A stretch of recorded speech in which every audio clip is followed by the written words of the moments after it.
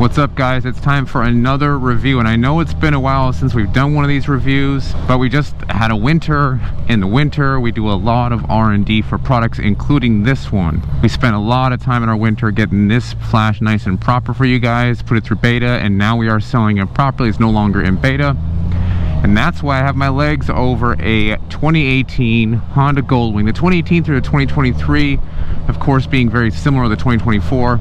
Only thing that changed really are the electronics, but it's a big leap from the 2017 to the 2018 in the engine. The engine went to a quote-unquote square design, that's 73mm bore in the stroke, a single overhead cam, which does some different things to maintenance, of course. And the bike got a little bit lighter with this newer model, a little over a baker's dozen, I believe, on the DCT models. So nothing crazy there, but we got a power bump of 125 rated horsepower to crank, or engine horsepower, and 130 pound-feet of torque, which sounds like it's enough on paper for a bike that's a touring bike. But then again, you got to also consider this bike tips the scales at a half a ton, and that's including a fuel tank, a full fuel tank, wet weight is what we call that, and a rider, and that's if the rider only weighs, 170 pounds. So we're north of over 1,000 pounds if you weigh over 170 pounds, which majority of the riders probably weigh over 170 pounds, and they have a passenger on the back. So this bike really needs to kind of get out of its own way. And what I've been feeling here for the past couple of miles is this thing is just a little bit lazy. So I'm going to go through the modes right now and show you guys here. So I'm in Econ right now, right? Let me just command this thing down to first gear or second gear in Econ here, and just give her a hit. So I get something there. That's not bad, to be honest with you. I expected it worse than that. Let's do rain. Rain. Yeah, there's mostly nothing at the end of rain. And then at the end it kind of perks up a little bit. And then tour. Tour's got a little more power, of course. Yep. And then sport. Oh, yeah. Sport's got all the beans. Yeah, okay. So it looks like what they did is they had a more, and it's holding a gear longer now too. So the TCM on the DCT models, which this is, the transmission control unit basically, the transmission control module, see how it's holding the gear longer because it's more of a sport phase, and it also has more of a one-to-one throttle, which a lot of people I'm hearing in the forums and speaking to a couple customers is really jerky. So a lot of people, what they say is they want the power from sport. I'm just enjoying this view here. Beautiful view here in San Diego. They want all the power from sport in tour, but they want the shifting and how smooth the transmission is and getting off the line in tour. So what I'm going to do here is take off in sport, and I'm hearing this is super jerky if I jerk the throttle too much. So I'm going to give these people a little bit of space here, and I'm going to kind of take off what I would consider normal throttle because I've been using tour this entire time. So I'll give her half throttle here and see what she does. Oh, yes, that is far too jerky, and the normal shifting profile just feels it's way too aggressive for just a normal riding mode, but I do like the power. So I can see what customers are saying when they say, hey, I like all the power from sport in tour, but I want the rideability of tour, the shifting profiles, how smooth it is, how smooth the throttle is. So let's do that with the flash. Let's put all the power into tour. So make sure there's no difference in power between tour and sport, unlike stock. Right now it is what that is. And we'll see what that is on the dyno too. Other than that, this bike is extremely comfortable to ride. This is probably the most comfortable bike I've ever been on, other than a K1600. And this is a direct comparison with the K1600, but I mean, the Goldwing is a staple for years and years and years for Honda and just touring in general. When you think of touring, you probably think of a Goldwing, to be honest with you. It's a wonderful bike, a wonderful sport touring bike, reliable. People have so many miles in these things. This one has 30,000 miles on it. And they just keep on going and going, and they're just super comfy. Now, the 2017 design was super dated, and they perked it up with the 2018 design with the new LED headlights, taillights, turn signals, a lot of electronics, including Apple CarPlay, and a few other things on the interface here that look a lot more updated. But in my honest opinion, if you look at a K1600, we got that nice, I don't know how big it is, I think it's 14 inches or something like that, TFT that wraps around there. You really can't beat that, to be honest, and it has all the same amenities, including turn-by-turn GPS, which this has too, but on a much larger screen.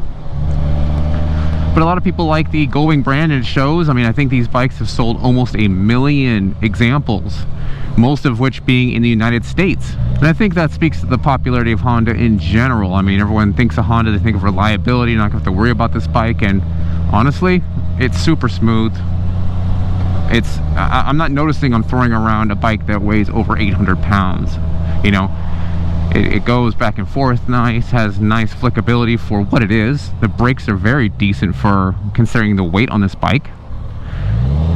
Oh yeah, that takeoff and tour is so much better. It's not just jerky and punches you in the back. Now I can understand being in sport mode for twisties, spirited riding, but how often are you gonna do that in a Gullwing? And majority of the time you're gonna be cruising around, relaxing. That's basically what this bike is for, that kind of demographic. But of course, if you do want to get a little more aggressive, you want it in sport mode. And I'm probably going to be heading out here to some mountain riding, and we'll just see how aggressive the bike feels in sport mode and kind of get a generalized feel for it. For those of you that don't really know about our review system, what we do is we're going to take the motorcycle and do a review stock, meaning this is how it is, bone stock with stock tuning. And then I'm going to take this thing to the dyno. We're going to see what it does stock on the dyno and then tuned on the dyno. But because dynos are so easily manipulated, I'm going to back that up with GPS numbers from a Dragy. That's a GPS device that measures speed on the bike. So I'll be using that to measure a 20 through 100 scenario pre and post flash to let you guys know not only on the dyno what we're seeing for numbers, but also on the street, because that's the most important part. We also go through lists of customer concerns. We scour forums, we get feedback from people, and that's why we put it in beta, so we can make the flash better and better and better as we're going along with the feedback, because we want to hear from you guys. Oh, typically these bikes do X, Y, and Z. We don't own one, so it's good to know that. But the whole point of this review is to get you guys more transparency about how we flash and how our process is, which a lot of tuners, in fact, I don't know any other tuners that do this other than us. We'll actually take a bike out pre and post flash and go through all of the steps of this thing. I'll ride it 100 miles stock tuning and 100 miles flashed, and get my hands around what I consider the problems to be solved with our flash over the stock tuning, and of course address all the customer concerns at the same time, or as many as we can, or many as possible. And a lot of people are kind of like concerned with the flashing process because it does involve plugging into the onboard diagnostic port, flashing new software into that, which I think some people will be, you know, kind of hesitant to do that. But I'll walk you through it step by step. I've flashed this bike a few times now, just to get the hang of it, and it's very easy. It kind of does everything for you at one point, but there is a little hiccup at the end. I'll show you guys how to get through it. But it's not really a hiccup, honestly. If you read the device and you do exactly what it says, you're perfectly fine. And then also I'm going to walk you through a DCT Relearn on this bike as well, because some people, they have a DCT that is maybe from the 2018 model like this one is. It's a little bit more clunky than, let's say, the 23 model is, and that's just due to what I'm gathering here, computer software. So this customer, for example, took a 2018 that this bike is, and through a 2023 ECU and TCU, there's a transmission unit and the ECU in this bike to make it smoother, to give those benefits that you see from the 2023 bikes, basically. But with our flash, that won't be needed, because our flash actually does everything that does, and you don't have to rip the bike up down to bare metal, you know, take everything apart, all the panels. This process is super simple. Walk you guys through it. Easy, and then it gives you, or we'll see here, power, smoothness, rideability, and we'll go through all that as well. So right now I'm going to take this bike up to some more spirited riding, and we'll go from there. And on the way I'll get on the freeway, because I think a lot of people will be on the freeway on this bike, and I'll kind of go over some things on the freeway with you guys as well. All right, I'm on the freeway, and the windscreen coming up is extremely helpful. The owner also put these, I believe he put these side panels in. If they come stock, I apologize. But yeah, I can move this windscreen up and down, so I'll have to put this thing in race mode when I do the 20 through 100. But yeah, this obviously creates more turbulence and more of an air dam where you're going through a less aerodynamic bike. But it is extremely comfortable for the rider, and of course the air is coming over me and it's sucking me back onto the bike, so I'm actually getting a breeze from my back rather than my front, which is kind of funny. The bike's extremely smooth on the road, extremely smooth on the freeway as expected. I can sit here and cruise one-handed on this bike, not a problem. It feels completely comfortable. mean, I get what the hype's about. It's just an extremely comfortable bike. I'm just leaning back on the seat rest, just having a blast. And this is just kind of getting your destination. Let's hear how loud this thing gets. That's actually not bad. That actually sounds more clear than the K1600 that I rode. The K1600, like after 80, it's kind of a useless speaker system, but this actually, I can hear it. I mean, I'm not hearing a whole lot of mids or lows, but I'm hearing the music at least, which is different than the K1600, which kind of just, I forget if it was cutting out or gurgling out, but anything past 80, it was kind of like I had to like really, it was almost like a music challenge in my ears. I was trying to hear, I couldn't hear it. Another thing people are talking about is this top speed limiter. Let me see if I can hit this top speed limiter here real quick and put her into sport. Yes. All right, let's go. I'm giving it everything. This is the beans right here, guys. All right, mover indicated 100.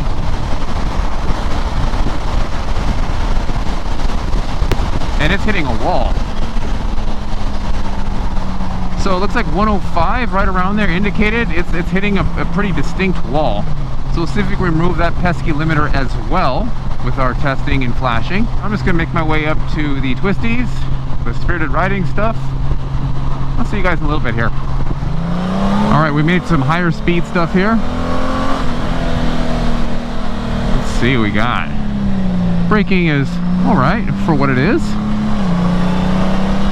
I'm manually doing the shifting in sport mode right now. And of course, there's not a whole lot of turning on here. You can start scraping pegs pretty quickly. But I'm just gonna do it nice and spirited.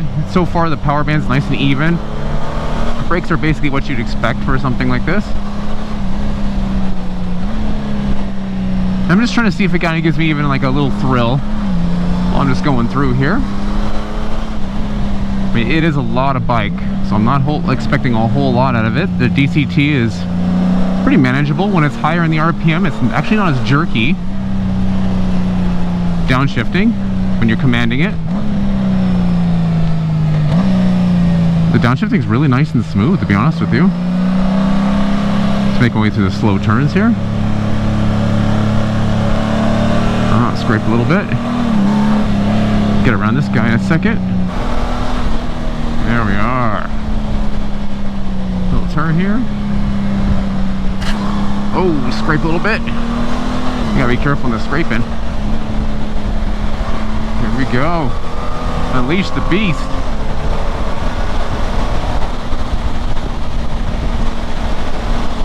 She's moving pretty good for what she is, a sport touring bike. Come on, everything. Braking, honestly, not bad for something that weighs over a ton with me on it.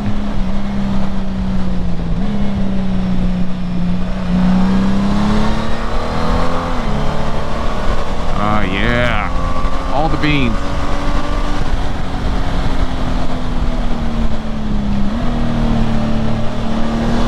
It commands the shifts pretty well. It's a pretty well balanced bike, and for what it is, it actually does turn in pretty well. The flickability isn't what you think from like a sport bike, for example, but it's definitely more than you would consider from something like this. It feels very balanced.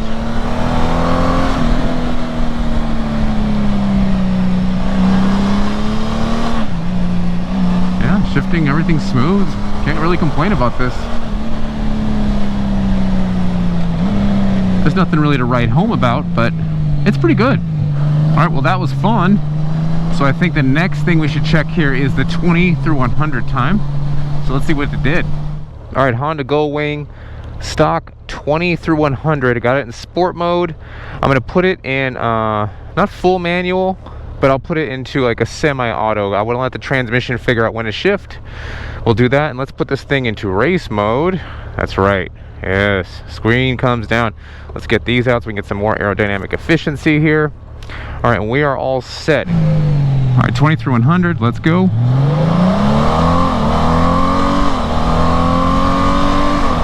Come on, baby. Come on, baby, you can do it. There she is, 100.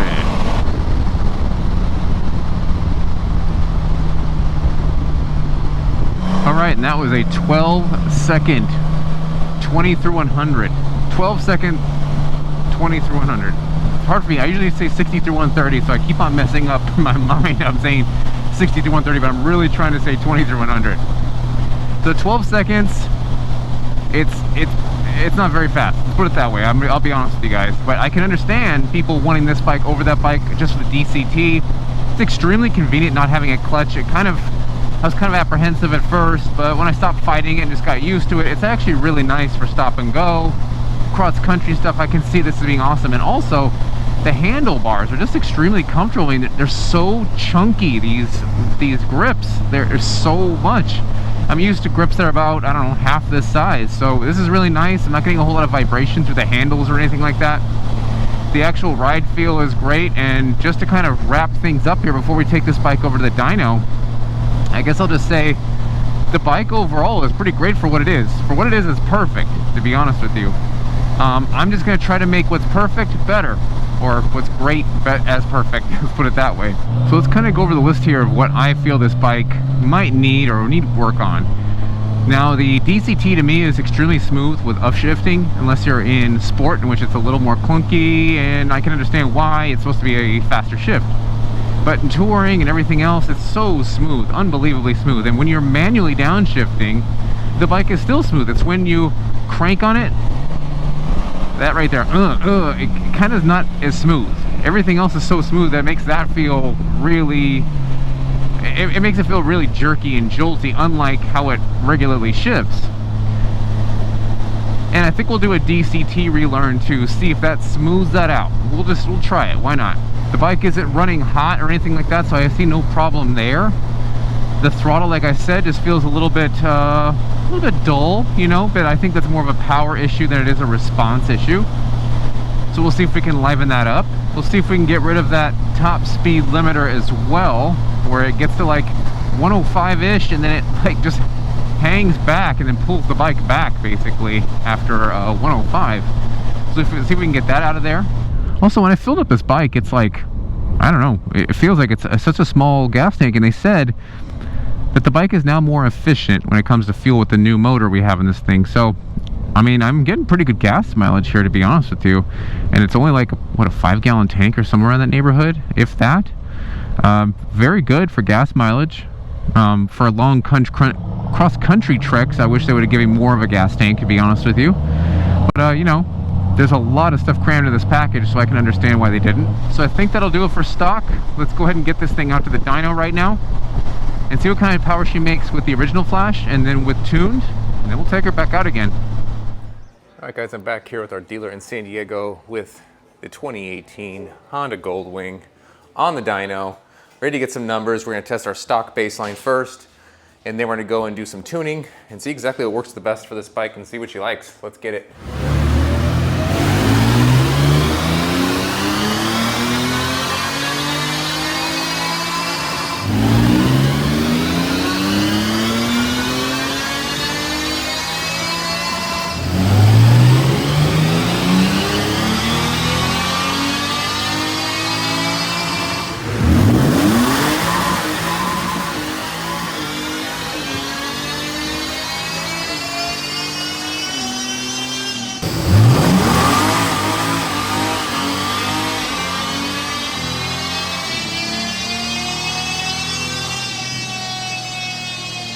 All right, all wrapped up here in the dyno with the behemoth. This thing is gigantic. I barely fit this thing on the dyno, but we got on the dyno luckily.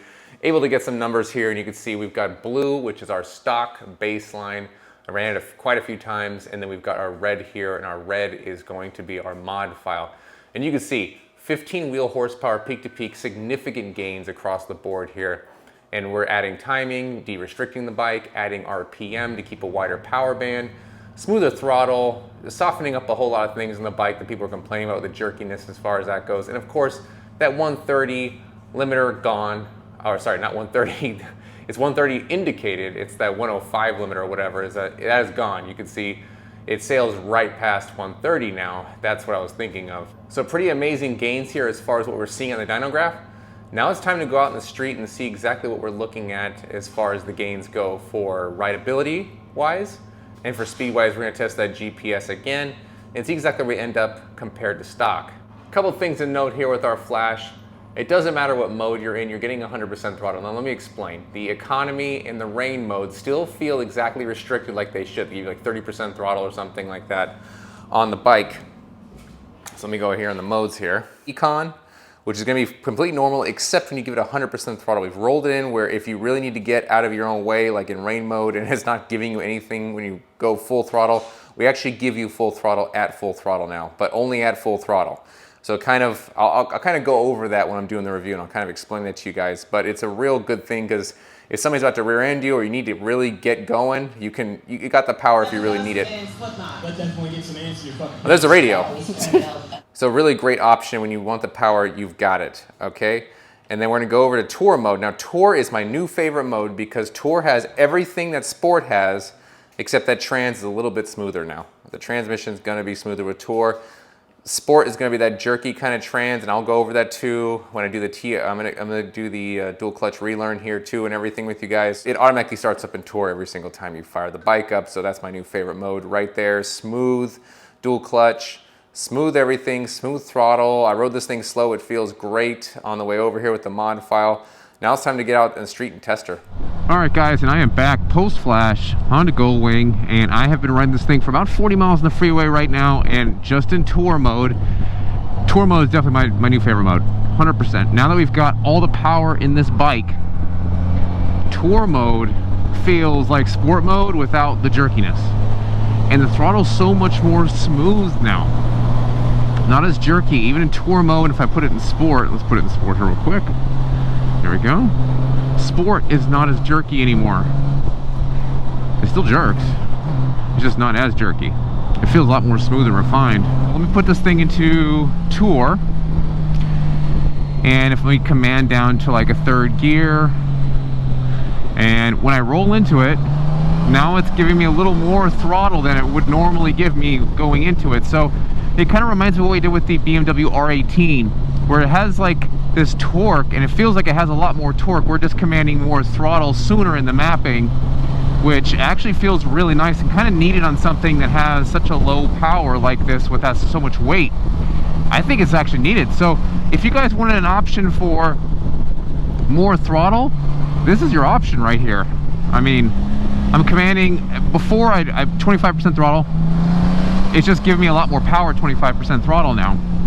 And if I put it in Sport, Sport is a lot more throttle. So it kind of gives you a bunch of options, which I think is great. Let's see how it shifts here. Come on. Very smooth. So the first thing I did here, of course after the flashing, was I did a DCT Relearn. Let me show you guys what that looks like. Check it out.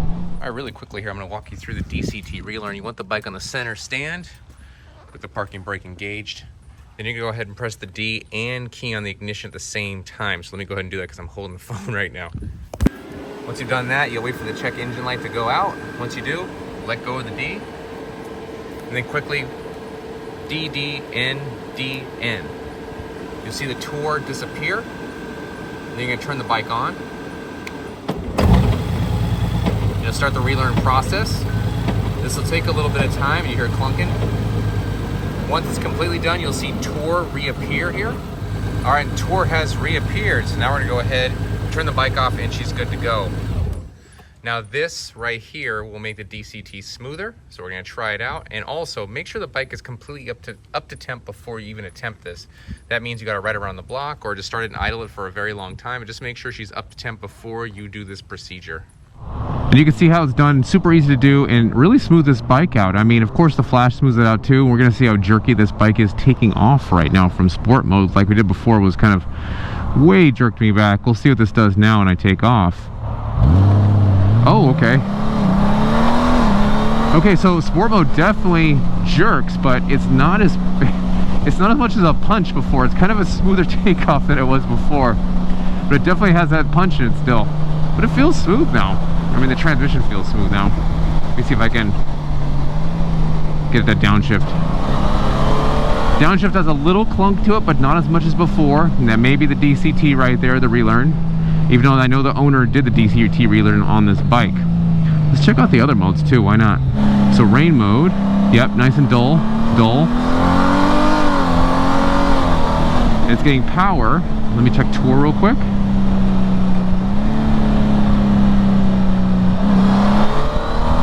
Oh, that's funny. So what happened was, what they did was they put the power in rain and eco. So in the initial stages of the throttle, like where you'd be normally like 1 through 90% or something like that, it's just as the mode used to be. Meaning it's nice and not punchy, it's not going to lay you on your back or anything like that. It's real easy to deal with. Let me see if I can squeeze between these two. I don't want to hit a cop, that wouldn't be good. There we go. It's really nice and easy to deal with. So down low it acts as it really should from like 0 to like 80% throttle, or 0 to 90% throttle, but that last 10% it smooths into all of the power of the bike. So it's kind of cool, because if you're ever like an emergency and you need to really take off, let's say you're in rain mode for some reason and you really need to get the bike going, you know that thing's not going to really provide any power to you, you're not really thinking about putting in modes, you're just thinking about gassing as fast as you can. This will give you power at that last little bit of throttle. And you can see tour mode as well, and tour mode as well also has full power now, and so does sport. Sport of course is the same it was with the more aggressive transmission tuning as well. And of course that's OEM. We don't actually mess with the transmission tuning on the bike. That's just OEM transmission tuning. So the additional RPM we also gained from the bike from doing the tuning, meaning we push the RPM out a little higher so we can widen the power band.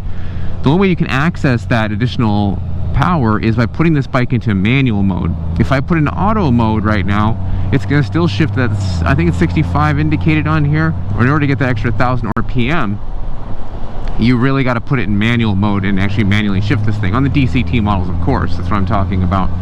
Let's show you guys what that looks like here. I'm going to put this in the manual now, so I'm in full manual. I'm going to downshift it to 3. We'll see where the rev limit is here.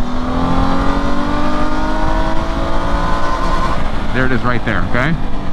But now if I were to take this and put it into manual, watch it shift, see? It doesn't utilize it because of the transmission tuning on it, so you have to manually do the transmission shifting yourself if you want to utilize that extra RPM. Also, as I've been riding this bike, I'm noticing I've ran a couple tanks of gas through this thing already, tuned and pre and post flash, and I'm not noticing any difference in miles per gallon. So right now I'm going to take this thing over to the higher RPM spirited riding stuff, so I can give you guys a more complete overall review of the differences between stock and flashed. All right, we're back. The extra RPM is good. The power is good. It's good mid-range power. I mean, you can definitely feel the difference. The bike even sounds different, sounds more aggressive.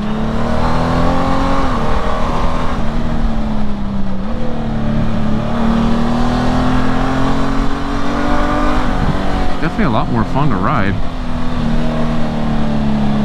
You kind of got to get used to a couple of things on it. I'm used to riding sport bikes, so I don't want to get too aggressive with this bike. Brakes are actually so decent, especially for something that weighs 1,000 pounds at this point, you know? Jeez! Let's see how first gear feels. I'm gonna tip in. Not bad. If I wallop it, yeah, the tire comes off the ground.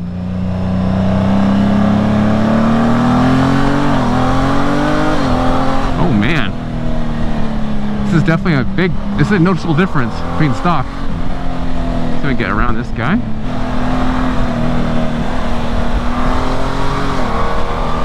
All right, it's that big end power.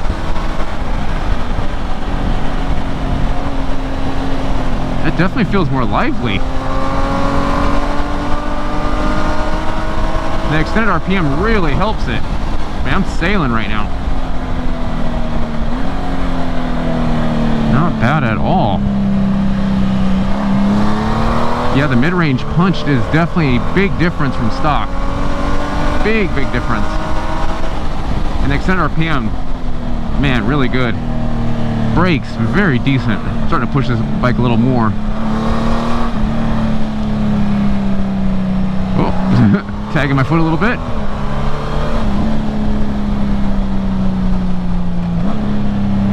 Downshifting's very smooth when you do it manually.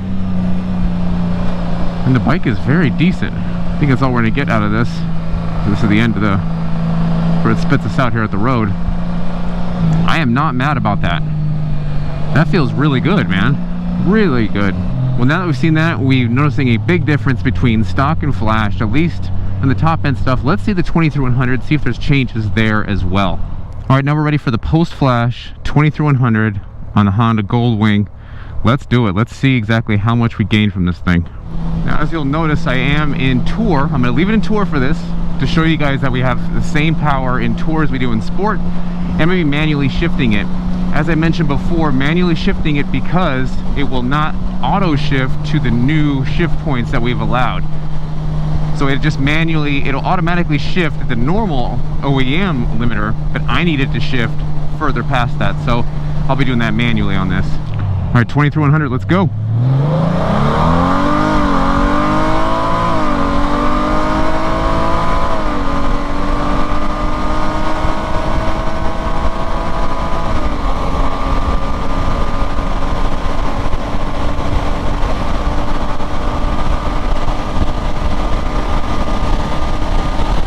All right.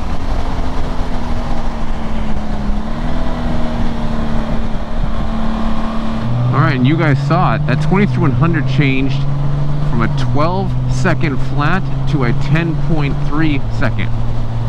I said 23-100, right? I keep on messing up and saying 60-130. So 23-100, we almost shaved a full 2 seconds off from 20-100. Amazing stuff. And we also got rid of that pesky speed limiter, that speed governor. And for you doubters out there about the speedo restrictor not moving, let me just show you guys. When you manually shift this thing in Sport, the TCM takes over, does some bad shifting when you're way high up, about 110. Feels like it hits a wall, but it really doesn't. So I'm going to show you just manually shifting this thing, how it gets over that 100 miles per hour, around 110. You see, this is normally shift at this point, and we're still going. We're still going. 120.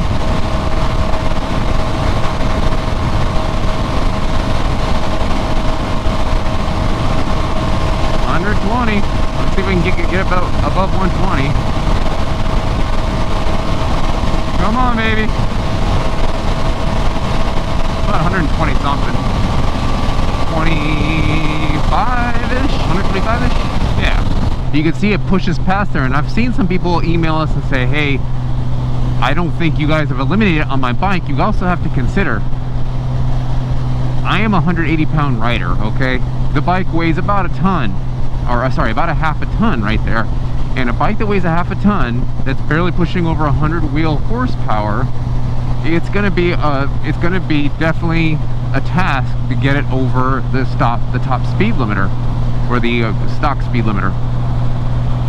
So what I recommend you guys do is put into Sport mode and paddle shift it. You'll get there a lot faster and better. If you're just tugging this thing in Tour and just letting it auto shift, it's gonna feel like it hits a wall right at 105. And I tried it all ways, and at 105 it just kind of creeps, and it'll start creeping maybe if you hit a downhill like that. So it feels like maybe the stock limiter's on there, but all of you guys that know that have been riding it downhill and hitting that limiter, or hitting that limiter hard, it'll go past it, and then it'll literally rein you back in. It'll go past the limiter and then go back to where the limiter's actually at. It's kind of weird how that works. It's not like most cars where it catches you right before you hit there or there. It goes past it, then comes back. So we've eliminated that as well. So I'd say overall the package on this bike is pretty amazing. Let's kind of go over the list here of what we got out of this Flash. So of course the DTC Relearn, which I recommend for anyone that has a DTC, just kind of do it every once in a while once it kind of starts feeling a little clunky or the shifting's not as smooth. That really helps the bike, honestly. The tuning itself also helps. When we get the fueling right, we get the tuning right, de-restrict this and that and the other thing. It also helps that shifting as well, but the DCT Relearn is really going to help you guys. So we've added a lot of power, and you can see the power is not just top end peak power, the power is everywhere. And I just noticed it really while I'm going through the more spirited riding stuff there. The mid-range feels alive now, whereas before it kind of felt flat and dead. Even the bike sounds different while it's going through the gears now. I would just say it's an overall better package for the bike. So more power, the throttle's not as jerky anymore. We added all the power into tour mode, and we also added a safety measure for eco and rain mode for if you actually need to get out of the way, or you really want to utilize that power without changing modes. That last 5% of throttle there, if you hit it, it will give you more power than the actual stock mode will. But the mode actually acts exactly as it would before. The rain mode will, the eco mode will. They'll behave just as they were, nice and dull, until you hit that last little bit. So if you're really winding it out, which you're probably not going to be doing in eco or rain mode, right? But it'll give it to you if you command it, if you're in the situation where you need it, and I think that's a good thing. Sport mode, of course, is the same as it was, full power there, and of course full power in tour mode. In sport mode, you get the more aggressive transmission, which is it holds the gear longer, basically, higher RPM shifting, more aggressive. And I'd recommend that for anyone. And you can see the 23-100. I actually did it in tour mode post flash, just to show you guys that, yeah, we got more power. But not only do we get more power, I'm showing you that we put everything into tour mode, which is now my new favorite mode, because you get everything plus the smooth shifting plus all the power out of tour now, which is great. And as far as gas mileage goes, like I said before, I'm not noticing any adverse effects from the flash. Just make sure you guys have the same kind of heavy hand you do pre-flash as you do post-flash. I know a lot of people like to test it post-flash and test how high the RPM goes and test how fast the bike goes. All that requires more fuel. So just make sure you give it a proper test if you're going to test it. And if you use the same throttle you did before, you shouldn't notice any change or variability in the gas mileage itself. And I think the only note I have, like I said before, is when you're flashing it, after it goes through the whole mod file and it says turn the ignition off, you just have to hold it. It'll beep at you, but once the dash goes off, it'll proceed normally. All right, we just wrapped up right now. So now it says switch the dashboard off. Now, to switch the dashboard off, at this point, you're gonna have to hold this because it's not gonna let you do it with just a quick swipe of it. So I'm holding it. Now it's off. If you don't do that properly, and you don't turn the dash off, or you just key it off and the dash is still on, if you just kind of just tap it like you normally do to turn it off, that will cause an error and the flash won't go so well. So just make sure, press and hold the ignition off until you see the dash turn off, then the dash is off. Easy enough, right? So I know a lot of people that buy these bikes aren't into crazy power. I get it. I just wanted to show you guys what the bike's capable of and quantify the difference between stock and flashed. But the smoothness and overall mid-range power should be something that you guys really would want, just because the bike is really lacking in the power department and every little bit counts, right? So I think that's going to do it for our review on the Goldwing here, and I'll see you guys in the next one.